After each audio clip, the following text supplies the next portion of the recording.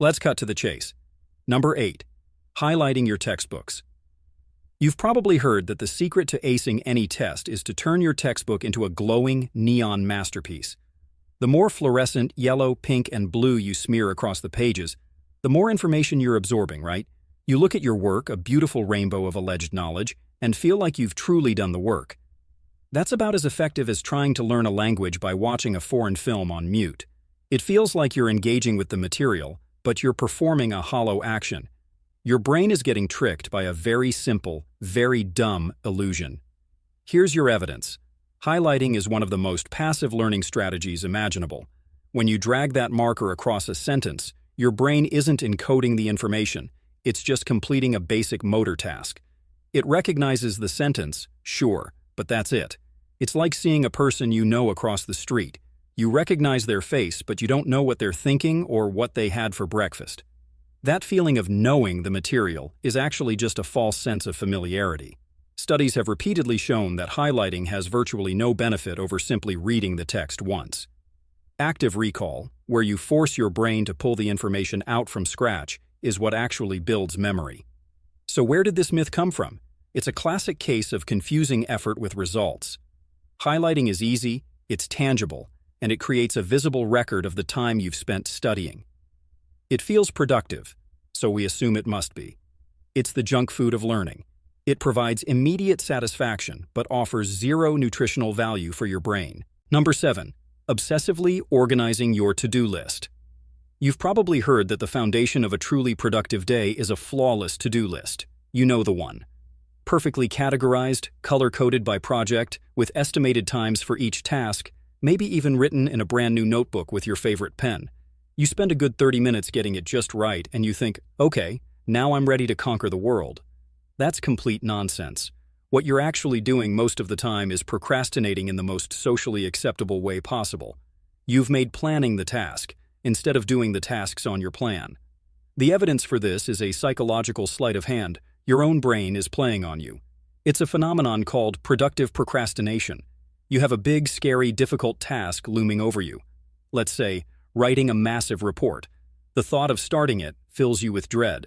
So, instead, you do something that feels adjacent to work, like making a beautiful to-do list.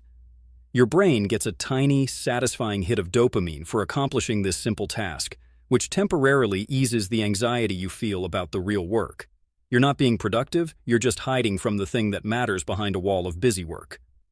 The myth's origin is understandable.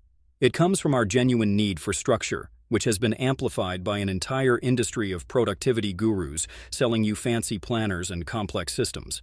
The advice, get organized, is sound, but we twist it into an art form. It's like someone told you that to get healthy, you should buy running shoes, and you responded by spending the next 6 months building a custom display case for all the running shoes you now own, instead of ever going for a run. Number 6.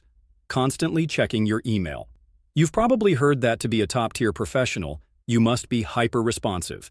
You have to stay on top of that inbox, treating every new email notification like an air raid siren that demands your immediate attention. An email left unread for more than 10 minutes, you might as well just pack up your desk. This is like trying to build a house of cards next to an open window. You are not being efficient. You are signing up for a day of constant, soul-crushing interruptions that obliterate your ability to think. Here's the evidence.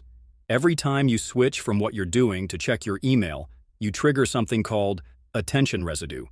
Even after you've looked away from the email, part of your brain is still thinking about it. That little bit of your cognitive bandwidth is now occupied by your boss's vaguely passive-aggressive request.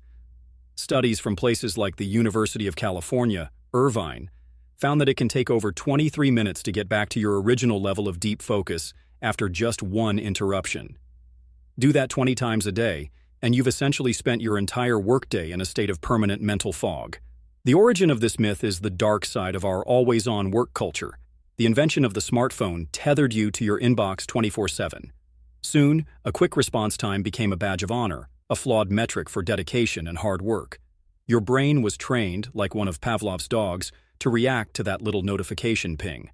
Now, you associate the interruption with being a good employee, when in reality, it's the signature move of someone who can't control their own focus. Number 5. Attending every single meeting. You've probably heard that your career depends on accepting every meeting invitation that lands in your calendar. Declining is a sign of disrespect, and being physically present, even if you're just a silent face in a box on a screen, shows you're a committed team player. That is a beautifully decorated trap. In reality, most meetings are the place where your most valuable resource, your time, goes to be ritually sacrificed for no reason at all.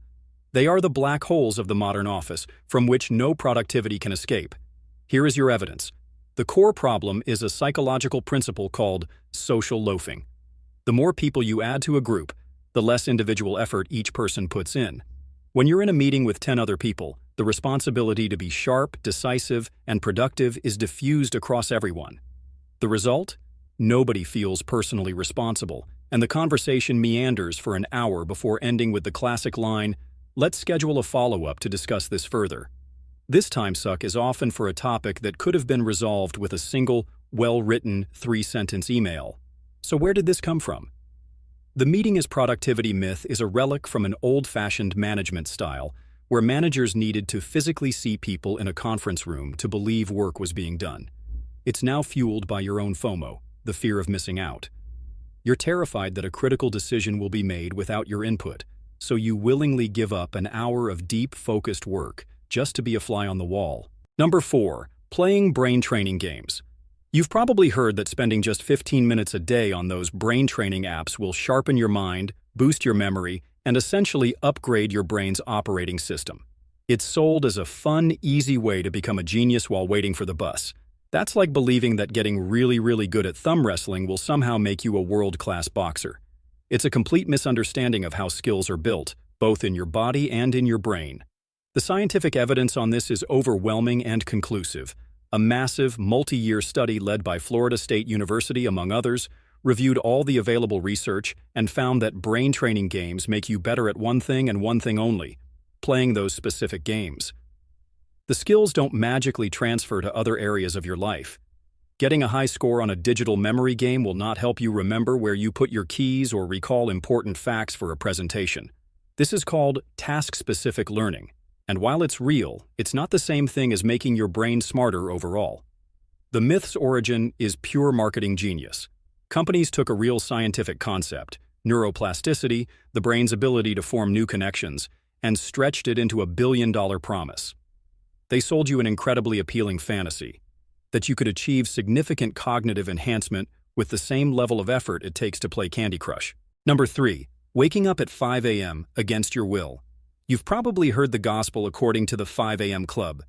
Every hyper-successful CEO, former Navy SEAL, and motivational influencer preaches that the secret to winning at life is to wake up before the sun, journal, meditate, and crush a workout before normal people have even processed their first dream. That is a toxic productivity lie that completely ignores a century of sleep science. Forcing your body to operate on a schedule that fights your fundamental biology isn't discipline. It's self-sabotage. It's like trying to run a diesel engine on gasoline. You're not going to go faster, you're just going to break the machine. The evidence is in your genes. Every person has a natural chronotype, an internal body clock that determines when you are most alert and most sleepy. For about 40% of the population, the morning larks, a 5 a.m. start, feels natural. But for roughly 30% of you, the night owls, it's biological torture. When a night owl forces a 5 a.m. wake-up, they are inducing a state of chronic sleep deprivation. This leads directly to impaired judgment, a loss of creativity, and a massive drop in overall productivity later in the day. You're not getting a head start, you're starting the race with a concussion. The myth originated from a simple logical fallacy. We look at a few famously successful people who happen to be early risers, and we mistakenly credit their success to their alarm clock setting. We ignore the thousands of other variables, like their talent, connections, or sheer luck, and fixate on the one easy-to-copy habit. Number 2. Working through lunch. You've probably heard that true high achievers don't take breaks. They eat a sad, squashed sandwich at their desk, tapping out emails with one hand while chewing. Taking a full hour for lunch is a sign of weakness, a luxury reserved for the unambitious. That isn't a badge of honor. It's a guaranteed ticket to an afternoon of useless, low-quality work. Your brain is not a computer that can run at full power for 8 hours straight. It's a biological organ, and like any muscle, it gets fatigued and needs to recover. Here's the science. Your brain operates on something called ultradian rhythms, which are 90 to 120-minute cycles of high to low energy. After about 90 minutes of sustained focus, your cognitive performance naturally starts to dip. You make more errors, your thinking gets muddy, and your problem-solving skills tank. Taking a real break, one where you physically step away from your work, is not laziness. It's a biological necessity for resetting that cycle. By skipping lunch, you're not working more. You're just stretching out a period of declining mental performance across your entire afternoon. This myth is a star player in the cult of hustle culture, an ideology that perversely glorifies burnout and treats exhaustion like a status symbol. It has successfully reframed rest, a biological imperative for performance, as a moral failing. Number 1. Multitasking. And finally, the biggest productivity myth of them all. You've probably heard that multitasking is the ultimate superpower in the modern world. The ability to write a report while on a conference call while responding to a text and planning your weekend is held up as the pinnacle of efficiency. Multitasking does not exist. It is a neurological impossibility, a complete fiction. When you think you're multitasking, you are actually just task switching, frantically bouncing your brain's limited attention from one thing to another and doing every single one of them poorly. The evidence for this is ironclad. Earl Miller, a neuroscientist at MIT, proved that our brains are not wired to focus on more than one complex task at a time. The real terrifying kicker is what happens when you try. Each time you switch, your brain pays a cognitive cost. This rapid switching process floods your brain with the stress hormone cortisol. Worse, it creates a dopamine addiction feedback loop. Your brain gets a tiny, pleasurable hit from processing new information, the new email, the new text, which rewards it for losing focus and actively encourages it to seek out more distractions. Multitasking doesn't just make you less efficient, it literally trains your brain to be worse at focusing. The myth's origin is obvious. It was born the second we had more than one tab open on our browser. The deluge of information from our screens and phones created the illusion that we had to engage with everything at once.